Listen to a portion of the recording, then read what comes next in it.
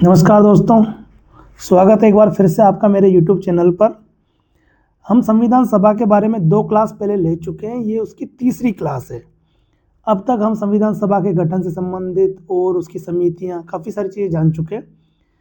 आज वाली क्लास में हम मेनली जानेंगे एक तो रियासतों के एकीकरण से संबंधित और फिर संविधान सभा की कुछ आलोचनाएं हैं और किन किन मुद्दों पर मेनली बहस हुई, ये 3 टॉपिक समझेंगे। छोटी सी क्लास होगी और इसके बाद संविधान सभा अपना टॉपिक कंप्लीट हो जाएगा। तो हम शुरू करते हैं। सबसे पहला अब हम ये देखते हैं कि किस प्रकार से भारत का विलय किया गया, मतलब ये जो देसी रियासतें थी उनको कैसे भारत में शामिल किया गया। सबसे पहले हम ये समझते हैं कि जब देश आज़ाद हुआ उस टाइम पर भारत में लगभग 562 रियासतें थी और जो 1947 का जो अधिनियम था आज़ादी वाला, उसमें साफ साफ एक बात थी कि या तो आप रियासतों को कहा गया कि या तो आप भारत में शामिल हो जाओ या आप पाकिस्तान में शामिल हो जाओ और आप स्वतंत्र भी रह सकते हो। ये जब 3 प्रकार की जो उनके पास में जो ऑप्शंस दिए गए, उनमें काफ़ी सारी रियासतें तो सीधे सीधे भारत में शामिल हो गई, कुछ पाकिस्तान में चली गई, कुछ भारत में शामिल हो गई। लेकिन कुछ रियासतों में बहुत सारा प्रॉब्लम क्रिएट हुआ, जिनमें मेनली तो 3 रियासतें थी। एक थी जूनागढ़, एक थी हैदराबाद और एक है कश्मीर। इन 3 रियासतों में काफ़ी सारी प्रॉब्लम्स हुई। एक एक को समझते हैं कि सबसे पहले एक तो दिक्कत क्या है कि जब जूनागढ़ जो रियासत है ना, इसमें क्या है कि इन्होंने पाकिस्तान के साथ कर लिया स्टैंड स्टिल एग्रीमेंट, मतलब कि एक समझौता कर लिया कि ठीक है हम आप में शामिल हो जाएंगे। और सबसे बड़ी समस्या जो जूनागढ़ के साथ थी वो ये थी कि जूनागढ़ जो रियासत है वहाँ पर लगभग 80-85% जनसंख्या जो थी वो हिंदू थी और वहाँ का जो शासक था वो मुस्लिम शासक था वहाँ पे। तो वहाँ पर जनमत संग्रह करवाया गया सरदार वल्लभ भाई पटेल के द्वारा और जो जूनागढ़ रियासत है उसको भारत में शामिल कर लिया गया। फिर इसके बाद में आई हैदराबाद रियासत की बारी। हैदराबाद रियासत में भी कुछ प्रॉब्लम्स थी और वो भारत में शामिल होना नहीं चाहते थे, तो वहाँ पे सैनिक कार्रवाई की गई, ऑपरेशन पोलो चलाया गया 1948 में और इसका विलय भारत में कर लिया गया। कश्मीर में ये था कि कश्मीर में शासक थे हरि सिंह जी और वो भारत में शामिल होना चाहते नहीं थे। लेकिन जब पाकिस्तान की तरफ से कबाइलियों का जब आक्रमण हुआ, एक तरीके से उन्होंने लूट मार चालू करी, तो हरि सिंह जी ने पंडित जवाहरलाल नेहरू के पास सहायता मांगी और उन्होंने कहा कि हम भारत में शामिल हो जाएंगे, आप हमें बचाओ। तो जब नेहरू जी ने यहाँ से सहायता भेजी तब उन्होंने एक विलय पत्र पर साइन किया, इंस्ट्रूमेंट ऑफ एक्सेशन कहते हैं उसको, इंस्ट्रूमेंट ऑफ एक्सेशन, यानी विलय पत्र पर साइन किया कि हम भारत में शामिल हो रहे हैं, ऐसा कुछ था। इस प्रकार से लगभग सभी रियासतों का भारत में विलय हो गया और भारत एक अखंड राष्ट्र बन गया।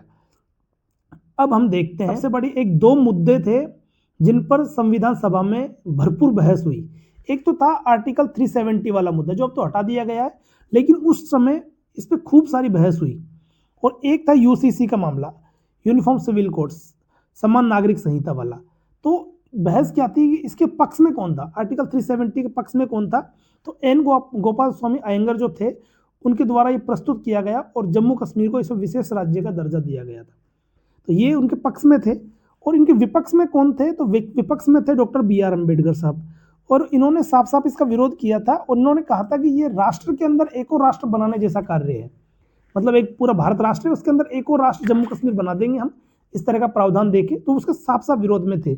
और असल में इसका परिणाम ये हुआ कि इसे संविधान में शामिल कर लिया गया। अभी वर्तमान में इसको हटा दिया गया है, लेकिन उस समय इसको शामिल कर लिया गया था। एक और था समान नागरिक संहिता, इसके ऊपर भी भरपूर बहस हुई। इसके जो पक्ष में थे ना वो तो थे डॉक्टर BR अम्बेडकर, और ये राष्ट्रीय एकता के लिए इसे आवश्यक मानते थे। ये चाहते थे कि समान नागरिक संहिता, ये यूसीसी लागू हो, यानी कि सभी धर्मों के लिए एक जैसे कानून हो, समान नागरिक संहिता। इसके विपक्ष में क्या थे कि धार्मिक समूह जो थे ना, उन्होंने उस समय उसका भरपूर विरोध किया और नेहरू जी और बाकी लोग ये नहीं चाहते थे कि इस समय इस तरह का कार्य हो जिससे मतलब देश में सांप्रदायिक दंगे बढ़ जाएं या ऐसी कोई चीज हो जाए।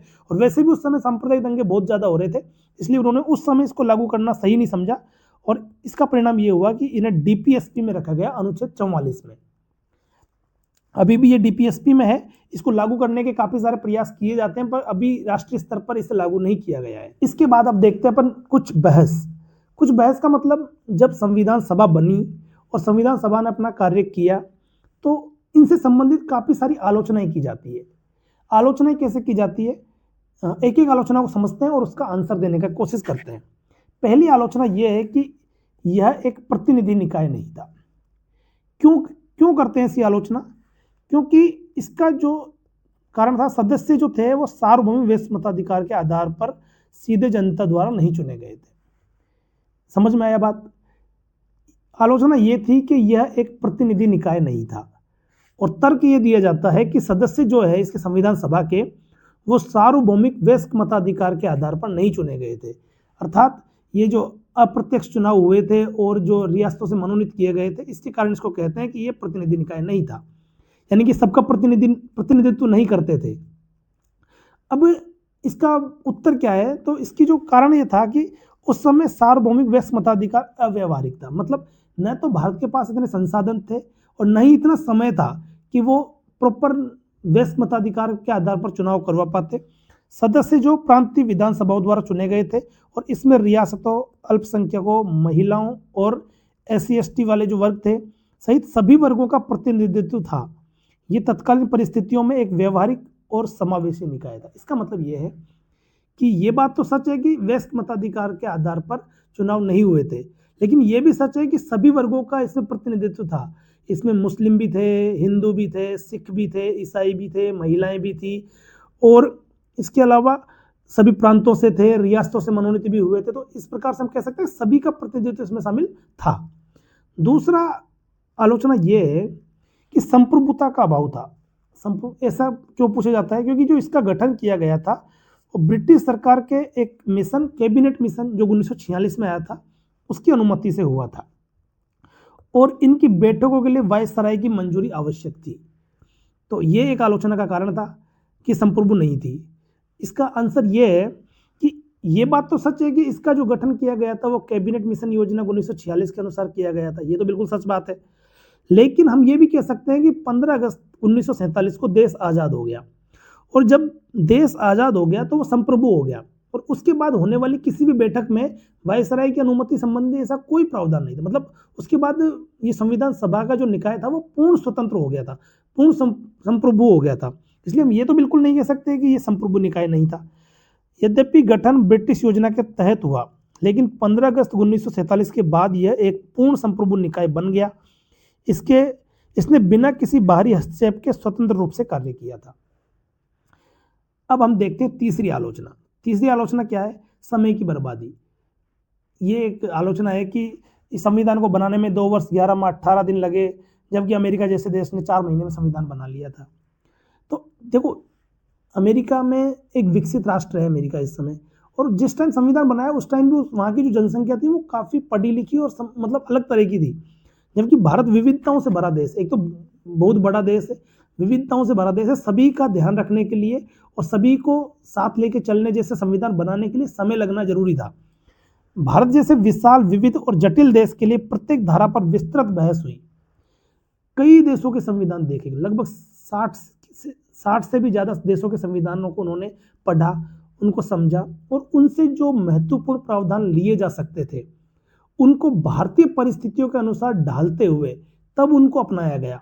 तो इस प्रक्रिया में उन संविधानों को पढ़ना, उनको समझना और उनको भारतीय परिस्थितियों के अनुसार ढालने में इसमें जो समय लगा, इसीलिए ये 2 वर्ष 11 माह 18 दिन का समय लग गया। भारत जैसे विशाल, विविध और जटिल देश के लिए प्रत्येक धारा पर विस्तृत बहस आवश्यक थी। इसका उद्देश्य केवल एक संविधान बनाना नहीं था, बल्कि एक स्थायी लोकतांत्रिक ढांचा बनाना। मतलब एक ऐसा संविधान बने जो टिकाऊ हो और काफी लंबे समय तक चले, इसलिए इसमें थोड़ा समय लग गया। बाकी ये आलोचना निरर्थक है। एक था कि कांग्रेस का प्रभुत्व था। इनका कहना यह था कि जो इसके संविधान सभा के अधिकांश सदस्य थे वो कांग्रेस से थे, जिससे यह एक दलीय निकाय बन गया था। इसकी आलोचना है क्योंकि अधिकतर जो सदस्य थे वो कांग्रेस के थे, तो ये कहते कांग्रेस का प्रभुत्व था इसमें। अब इसका आंसर कुछ इस प्रकार से है कि देखो, जब संविधान का निर्माण हुआ, जब देश आज़ाद हुआ, उसके पहले भारत में 2 ही मूल पार्टी थी जो मतलब लंबे समय तक संघर्ष की, एक मुस्लिम लीग और एक कांग्रेस। मेनली तो कांग्रेस ही थी, मुस्लिम लीग भी अपनी अलग मांगों के लिए जारी थी, लेकिन कह सकते हैं कि 2 पार्टियां थी। अब कांग्रेस जो थी वो मुख्य पार्टी थी, तो जाहिर सी बात है कि उसके सदस्य ज्यादा आना तय थे। तो कांग्रेस उस समय स्वतंत्रता संग्राम की अग्रणी पार्टी थी जिसमें विभिन्न विचारधाराओं के लोग शामिल थे। हालांकि कांग्रेस के अलावा इसमें कम्युनिस्ट पार्टी थी, समाजवादी पार्टी, कम्युनिस्ट पार्टी और अन्य दलों के लोग भी मौजूद थे और निर्णय सर्वसम्मति से लिए गए, न कि केवल बहुमत से। सबसे बड़ी इस आलोचना की का जो हम कटाक्ष कर सकते हैं वो इस प्रकार से कर सकते हैं कि हालांकि इसमें कांग्रेस का प्रभुत्व था, लेकिन इसमें जो निर्णय लिए गए थे संविधान सभा में वो सर्वसम्मति से लिए गए थे, न कि बहुमत से। अगर ये निर्णय बहुमत से लिए जाते तो हम कह सकते हैं कि क्योंकि कांग्रेस के सदस्य ज्यादा हैं तो कांग्रेस पार्टी जो निर्णय लेती वही इसमें मतलब अंतिम निर्णय हो जाते। लेकिन सर्वसम्मति का मतलब यह है कि अगर कोई एक प्रस्ताव रखा गया, उसमें एक सदस्य ने 2 संशोधनों के बारे में कहा, एक किसी सदस्य ने किसी अन्य संशोधन के बारे में कहा, तो ऐसा नहीं है कि बहुमत से निर्णय ले लिया और उनकी बातों को नजरअंदाज कर दिया। उसमें यह किया गया कि उस आदमी की बात को सुना गया, उस सदस्य की बात को भी सुना गया और उसमें कुछ छोटे मोटे बदलाव किए गए और उसके बाद फिर दोबारा उस प्रस्ताव को रखा गया। सबकी सहमति जब तक नहीं बनी तब तक उस प्रस्ताव को आगे नहीं भेजा, मतलब पास नहीं हुआ वो प्रस्ताव। तो इस स्थिति में क्या है कि सभी को अपने अपनी बात रखने का मौका मिला और सभी की बातों को तवज्जो भी मिली। इसलिए हम कह सकते हैं कि इसमें प्रभुत्व जैसी कोई बात नहीं थी। हाँ, प्रभुत्व कुछ कुछ हद तक था, लेकिन जो निर्णय हुए वो सर्वसम्मति से हुए। अगली आलोचना जो है वो ये है कि वकील और नेताओं का प्रभुत्व, मतलब इसमें या तो वकील और ज्यादातर नेता यही लोग शामिल थे। सभा में वकीलों का वर्चस्व था जिससे संविधान की भाषा अत्यधिक जटिल हो गई।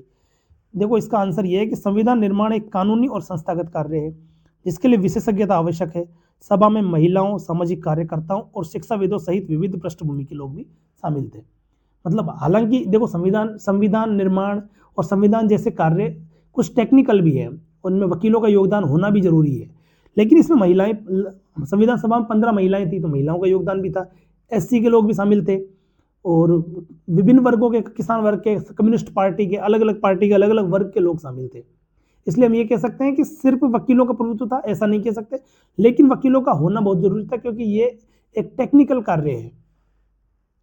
फिर कहा जाता है कि ये एक नकल किया गया संविधान है, मतलब कि ये ऐसा संविधान है जो अन्य देशों से सिर्फ उठा लिया गया है। तो हम पहले भी इस बारे में बात कर चुके हैं कि लगभग 60 देशों के संविधान से कुछ ना कुछ लिया गया है, लेकिन एज इट इज नहीं लिया गया है, मतलब कि नकल नहीं कह सकते, क्योंकि इसमें उनको पढ़ा गया, उनको समझा गया, उनके जो ऐसे प्रावधान थे जो भारतीय संविधान में फिट हो सकते थे और जो भारतीय परिस्थितियों में जो कारगर थे उनको पहले समझा, फिर उसके बाद उनको भारतीय परिस्थितियों के अनुसार उनको परिवर्तित किया और उसके बाद उन्हें लिया गया। तो इसे मात्र नकल कहना भी गलत है। दोस्तों, इसी के साथ अपनी ये वाली वीडियो समाप्त होती है।